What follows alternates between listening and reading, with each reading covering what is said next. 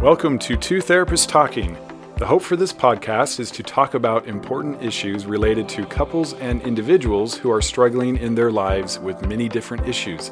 I'm David Thompson, a marriage and family therapist. And I'm Sherry Christensen, marriage and family therapist. Please join us as we explore these issues together, and we hope you will learn and be enlightened along the way. Come find us at twotherapisttalking.com. If you like what you're hearing, please get on and rate us and subscribe to the podcast. Hello, and welcome back to Two Therapists Talking. I'm Sherry. And I'm David. And we are still on this great topic of how to talk to your kids about healthy sexuality. And we've done a lot of process work, and we're beginning up through the ages of 8. We're talking about 8 through the tween years.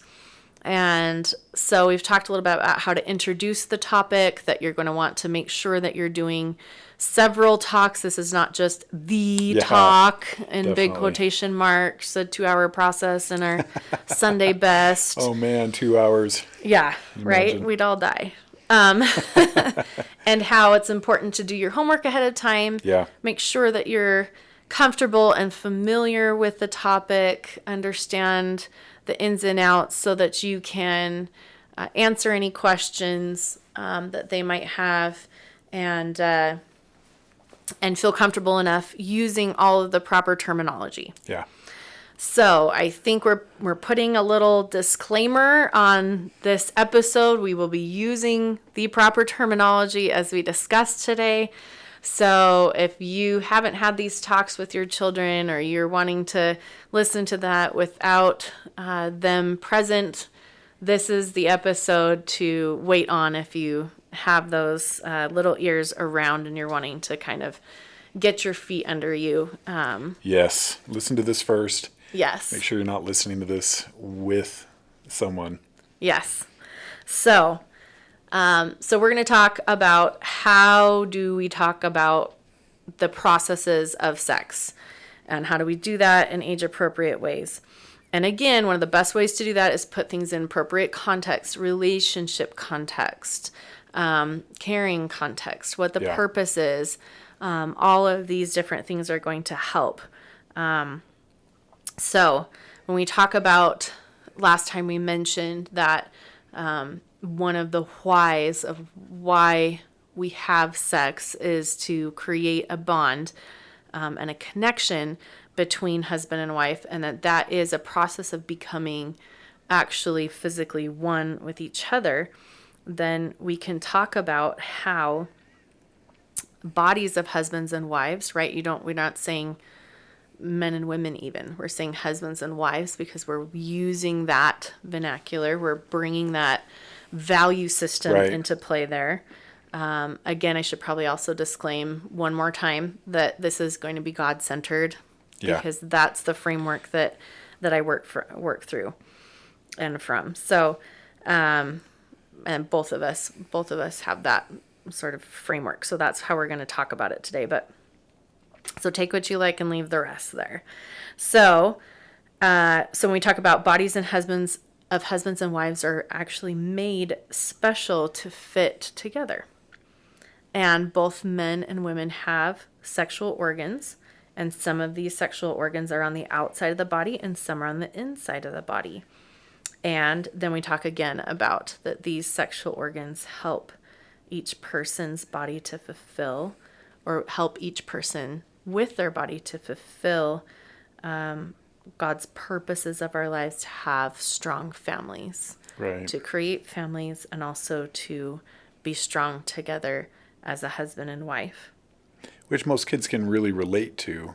Yes. We talked last episode about part of this is creating life. The other part is unity. The other part is strengthening the relationship. Mm-hmm. And children understand mom and dad being close, and then the family benefiting from that. And the more mom and dad are close and connected and get along and have a good time and hug and do these sorts of things, the safer, the more secure, the happier the children are. Yes. And so they understand that context, I think, even if just by experience. Yes, absolutely. Absolutely.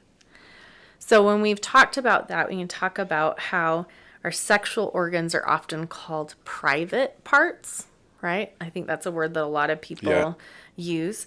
And that's to help remind us that these parts of our body are special and sacred and help us to fulfill some of our main purposes here in life, right? And it can also help us remember that even though the world or Satan or the adversary, however it is that you want to frame that, does not want us to fulfill our purposes on earth, to respect our bodies or know that sex is sacred, that we know better and we can make healthy choices with our bodies. Yep. So we talked a little bit about the wife's body, right? Last time we were talking about, and I was explaining how I was talking to my 10-year-old son about what tampons were and what they were for. But we'll talk about the sexual organs of a wife's body, or a mother's body. Sometimes that's, a woman's body. You can use some of these words interchangeably, but you want to make sure that you have that context of relationship that you are bringing up. You talk about what they all are: the uterus, the ovaries, the vulva, the vagina, the breasts, right? And you just talk about what each of those are, right? The two ovaries are small, like ball-shaped organs inside the wife's body that make groups of cells tinier than we can see, called eggs. And they contain all the genetic material from the wife that's needed, all the information that you have to have in order to create a new body, a baby. Once the egg connects with the genetic material or all the information provided by the husband's body or the dad's body, or, however it is you want to phrase that, whatever words you want to use. So when the eggs are ready, they leave the ovaries through little tubes called fallopian tubes that connect the ovaries to the uterus. And if the information from the egg connects with the information from the husband's body, then a new baby starts to grow inside the uterus, which will be the baby's home until it's ready to be born. And the vagina is like a tube inside the wife's body that connects the uterus to the outside of the body. And when a baby is born, it leaves the mother's uterus and travels through the vagina and out into our wonderful world to loving parents who created the baby and will take care of him or her. So wonderful and great framework again. I mean, you think about how much detail Sherry gave just there compared to your average kind of birds and the bees conversation. Yes. But you get a real sense, I'm sure, listening to that and hearing that, how much more balanced that is, and how it puts it, again, we talk about framework, this framework of family and love and caring and nurturing, and you could say, like a plan to have children who are raised in loving homes where they will be taken care of and happiest.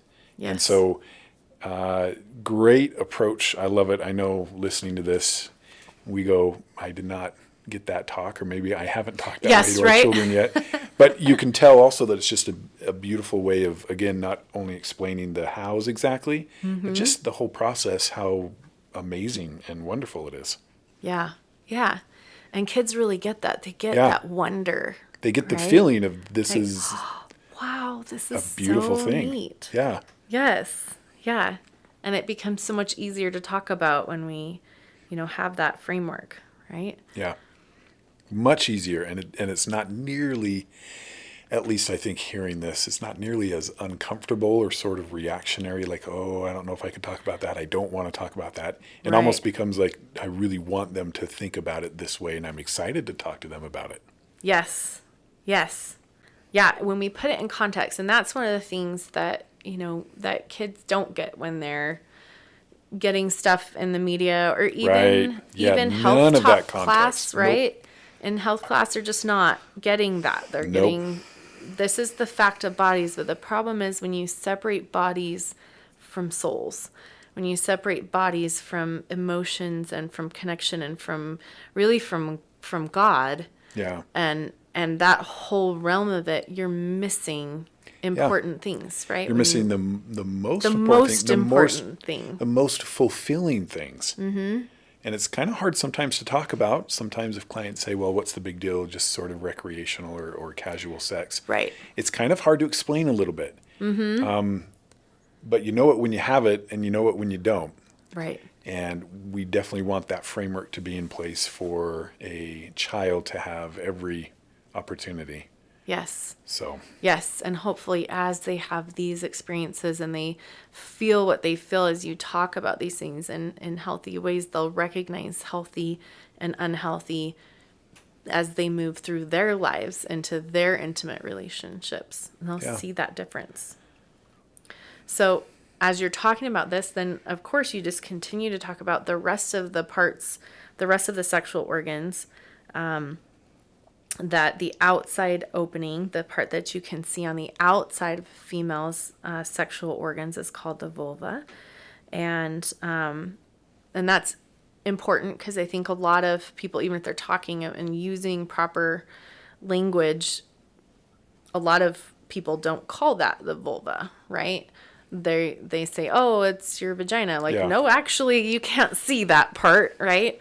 So they're learning the proper vernacular is really important, right? I love that my kids could run up to me on the playground when they were little and say like, oh, this, like, my penis is hurting, or, you know, that they can use the right words instead of like, oh, it's right down here, but I don't even know what to call it, and this is super uncomfortable, or, you know, and so being able to have that proper language is important, and it makes it a normal part of your body instead of something that's we don't talk about or is like, you know, scary or. And if it's scary or weird, guess what your relationship becomes. Yes. Is Not that a good the kind one. of relationship you want with your body, or you want your children to have with their body, right? So you're going to talk about that. You're going to talk about the breasts and where they are on the body, and you know, in ways that they can understand. Like, those will grow for women. Those are going to grow as they become as a woman becomes a teenager, a girl becomes a teenager, to prepare her to be a mother. And they're very special because after a mother has a baby, her body tells her breasts that the new baby will need something to eat. And then the breasts will make milk, a special kind of milk that has all the right kinds of nutrients and protections a baby needs as they first grow until they're old enough to eat food.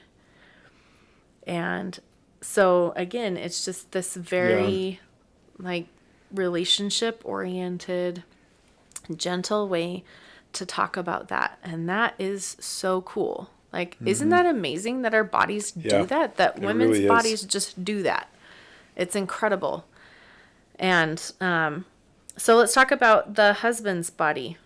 So the husband's body, the main private sexual organs of a man's body are called the penis and the testicles. And they're outside of the body between the legs. That's a difference between men and women, boys and girls, husbands, wives, right? As those are on the outside of the body. And it's, and again, as they get older and you're having more conversations with them about this, you can go into more detail about how initially as a fetus is forming, those sexual organs are look the same. And that can actually be helpful when you're talking about sexual arousal, when, you know, with premarital kind of stuff and different things as you're getting ready to have sex for the first time, to understand how those analogous organs work, because they are analogous, right? At the beginning, you can't tell a difference, and then they develop separately. And so understanding that is kind of helpful as they get a little bit older. Right. So we're going to talk about, so then you just talk about, and you can just, again, a lot of this is just description, right? What does the penis look like, right? It's long, and there are 2 testicles on either side that look like small balls inside the skin. And inside the testicles, groups of cells tinier than we can even see are called sperm. And they have all the cells, they have all the information in them, in those cells, to create a new body a baby when they're combined with the cells from the wife's body. So, and you can talk about why the testicles are outside the body, because they can't be inside, because then it will be too warm for them, right? And so that's why God made men's bodies with their testicles outside, so that they would be just the right temperature to be healthy and strong. And so then when you talk about sex, you just talk about how when it's time to be sexually intimate, the penis gets hard and long, and the end moves away from the husband's body. And God designed the penis to do that so it fits perfectly inside the tube of the vagina. And that is what happens physically when a couple has sex. And that produces good and powerful and loving feelings for both of them. And during that time, when the penis is inside the vagina, the sperm, all that information needed from the husband to create a new body, travels from the testicles through the penis and into the wife's body to try to connect with the egg, which is the other half of all the information needed to create a new body. And those little sperm cells, they look really cool. It's like this little ball with like a little tail that kind of spins and helps those cells to move forward and try to find the egg. If the information connects, if the sperm and the egg connect, then a new body begins to grow inside the uterus, and it will come and land on the side of the uterus and attach there, so that it can get all of that healthy blood and help it to grow. The baby starts just as a few cells that are so small we can't even see them, and over about 9 months it develops all the things a newborn baby has: eyes and ears, fingers, a heart and a mouth. And it's just wonderful and amazing to think about. So that is, that's one of the ways that you can talk about it. Again, you can break this up and you can talk about different pieces, and sometimes you want to go with a little bit less information if they're a little bit younger. And so sometimes people will take out the part initially about the penis entering the vagina, and just talk, about, well, this information is going to connect with this information, right? Maybe if they're not asking how exactly, it's enough to say, the sperm and the egg join or whatever, and they say, great, okay, and yeah, that's what they wanted to know at that time, right? So you can take these little pieces and provide these snapshots of conversations that you can have, and give them more information as they're interested or wanting to know, or you can explain that, and you just, again, with this context of how amazing and wonderful our bodies are, and how they're connecting with each other, and how that creates this beautiful life between the couple, and also the possibility of creating a new life, right? Yeah, and I like how Sherry, when she talked about that, her tone and her voice, and you just really get the impression, just talking about this, that it's a very special thing, and that's exactly what you want your child to feel about this, versus something where you're, giving them a recipe from across the room and just kind of, this is different, where it's not just information, it's also a feeling, it's also a sense of what the information means, and she did a really good job of communicating that. And I think that's half of this sharing process, is the tone, and you feeling more special and sacred about this process than maybe nervous, or just trying to get through the information, or just trying to be done having the conversation, but having that same approach of just reverence, because it is an amazing thing. And Sherry, thanks for the way you said it and the way you went through it, because I think that was a really good example. Yeah, absolutely. And there's so much more of these little conversations and these details that you can have during this age period, but also as they get into their teenage years, and explaining even more details about things, or like we talked about with the analogous structures, before a baby develops, more fully, but also, other really, fascinating, interesting, and really cool processes, like just, off the top of my head, I think it's so fascinating that just before ejaculation occurs, right, there's a gland called the Cowper's gland that secretes a sterilizing fluid and just basically flushes everything out of the urethra and makes it all ready to go for the sperm to be ejaculated in an environment that's going to be healthy for them, and make it more likely that they will survive, right? I mean, that right there is that's really cool information, right? It's cool stuff about how our bodies work. And so that might be something that you talk about a little later as they get older. So this kind of covers the, how to have a conversation about sexual processes. But as they get older from there, right, the next age and stage is your teenage years and all of that. And really what you're doing is just a lot more detail and a lot more, topics like abuse or rape or LGBTQ issues, or it just becomes more involved. It becomes more details, more philosophical almost, where you're talking about, well, what do you think about this, and what do I think about this, and what does God think about this, what kind of information can we pull in and discuss, and just really make it any topic, sexual or otherwise, just a very, very commonplace, very easy kind of conversation to have. And really, I think leads into the second part. The first part is more of the how, nuts and bolts, and the second part is more of the relationship. Yes. And more of the unity, and more of the to strengthen the relationship. And what does that mean? And how does that work? And why would, it's like my daughter I mentioned in the last episode, kind of was under the impression that maybe sex is just for procreation.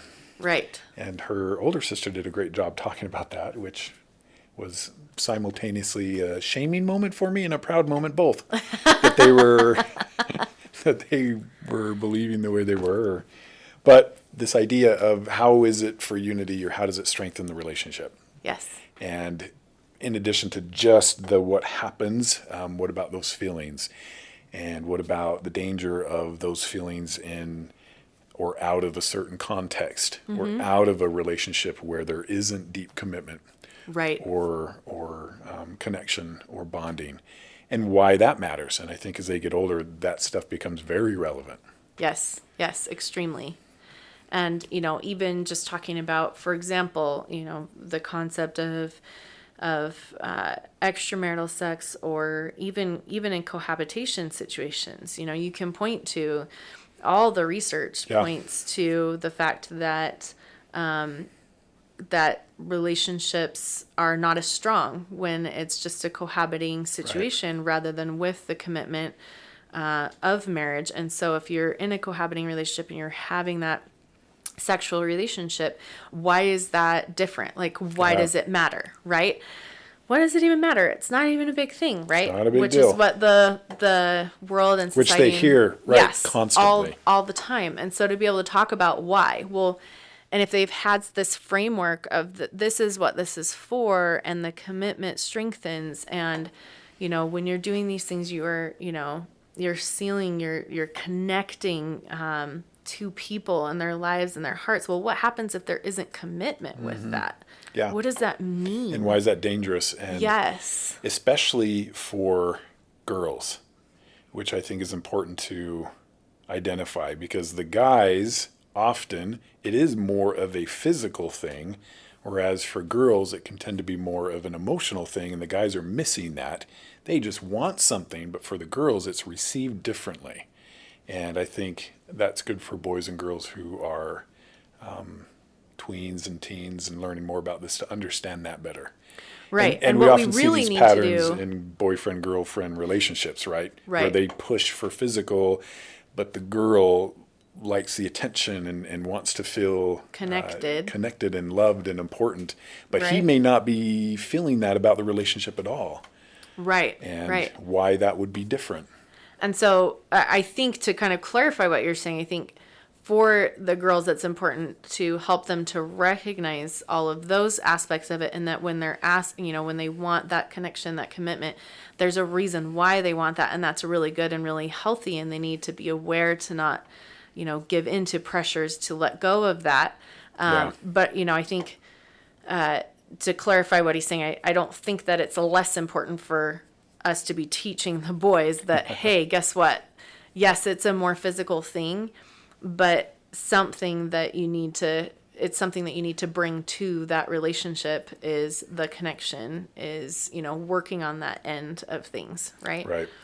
It's just easier for girls. It's easier for girls to understand that concept sometimes, right? And sometimes. And it makes sense, right? Because they have more to lose. If they get pregnant and the guy, he's kind of, his role is over. Takes off, She yeah. carries it. She has to make some hard decisions. Mm-hmm. I mean, there's just a lot more pressure on the girl, and good for them to understand that. Good for that to be a conversation.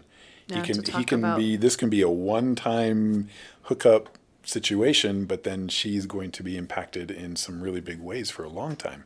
Right, right. And that's where the committed relationship becomes really important. So all of this becomes talking Again, points, right? yes. As they are older. Super and can important. And again, conceptualize. not just for the female there, right? Like those Yeah. boys need to really understand that concept as well, Yeah. and really understand how they could end up, affecting someone else's lives, multiple people's lives, right? For a very, very long time if they haven't learned to manage themselves, Yeah. and their desires, and understanding the context in which that sexual relationship should occur and the reasons why. I think that's super critical. I think Yeah. it's easy for us to talk about women and how that, yep, that's how that works for them, and but we definitely need our boys to understand that concept as well. Mm-hmm.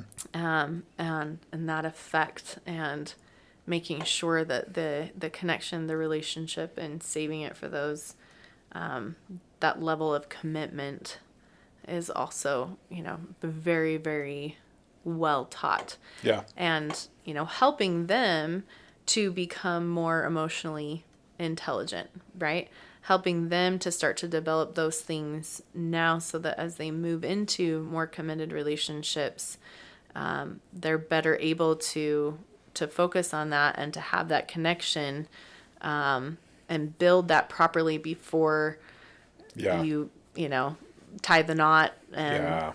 and introduce the sexuality into the relationship. So lots of, again, I mean, we could talk for hours and days, really right? could. About all of the different types of conversations that you want to have. Yeah. So, and that's one of the things that can be really helpful, is to have regular talks, right?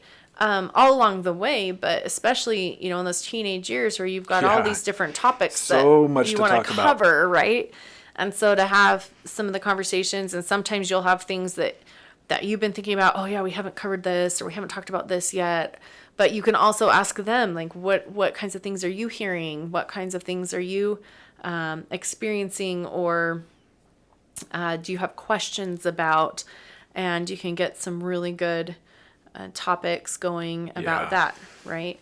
Definitely. You're definitely going to be talking about pornography and explicit content, and some of those are really great conversations to have. We can probably do a couple of episodes on that, and masturbation, and even just regular body processes. We haven't yet talked about wet dreams and things like that. And again, how does the body work, and how do we explain that? And it becomes an easy and connected way to talk about things that sound really hard, but really, in actuality, they really aren't that challenging. Yeah. Don't need to be. And especially when you're coming from it where the body is amazing and wonderful, and whatever the body is doing has really cool functionality behind it. So even something embarrassing, right? You can say having a period or having a wet dream, but the functionality behind that is Yes. pretty amazing. And when you approach it from that place, it's almost, again, kind of like a rite of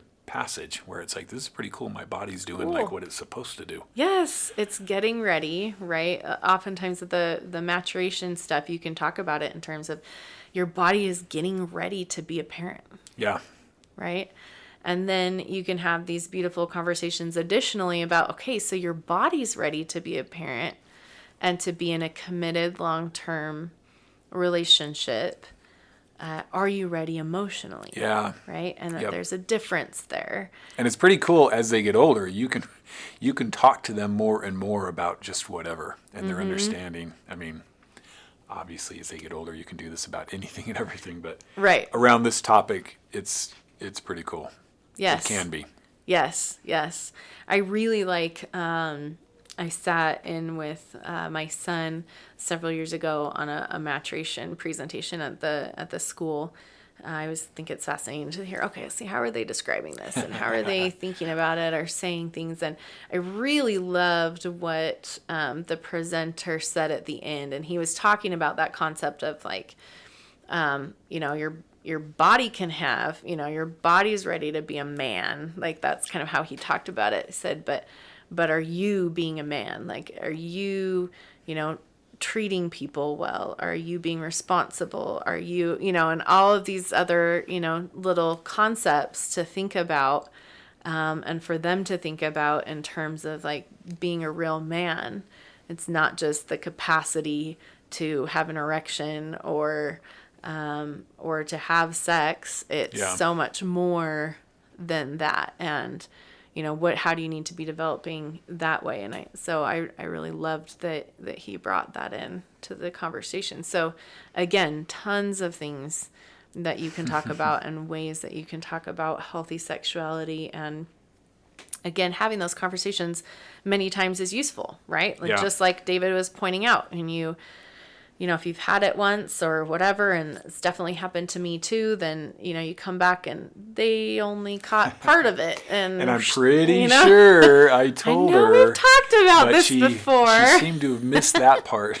Yes. Again, right, this is the same as couples, and sometimes you just hear what you want to hear or what you... Or just that part, and your brain got stuck on that. You were thinking Yep. about that, and you missed the next 10 minutes of the conversation or whatever. So keep talking. Yep. So keep talking. I definitely hear that a lot, and just be comfortable and open and available to talk about. And again, it can be something where you say, "Hey, you know what? I'm not quite sure the answer. Can we talk about this tomorrow at this time? And I'm gonna kind of think about it and do some research or whatever."